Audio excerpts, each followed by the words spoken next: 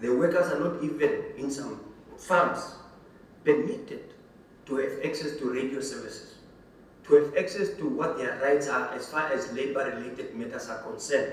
They have right to access to such information, but people have created mini republics within a republic where farms are privatized to the extent of whatever that happens within that farm, no other person whatsoever have a say. But in the end, the government is for everyone, by the people, for the people. How can we then debunk such an issue? How can we deal with it? The governor also cast spotlight on abuse of local farm workers and laborers who have limited access to human rights information. I would want to see your cameras going into some of these areas. Meet charcoal workers, meet game farming workers, understand their working conditions. What do they go through? That's why you hear, somebody at this farm was shot and he was actually mistaken for a monkey or for a baboon and all these things.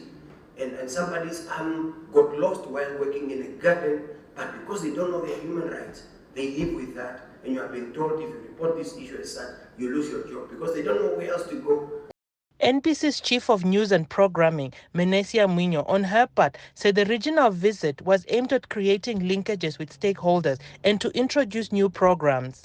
We have recently also introduced some programs, especially on TV, but also radio. But because we are so busy, we may not have time to watch, and most of the time the focus may be on the 2000 bulletin. But at NBC now we're saying it's prime all the time. But yeah, so there are programs like a daily news roundup that is hosted by Nina Katangana, Monday to Thursdays, 1800. It's becoming one interesting show also then.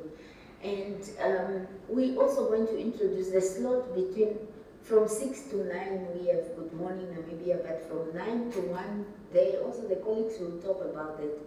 Faith Sankwasam, NBC News, Oshiwarongo.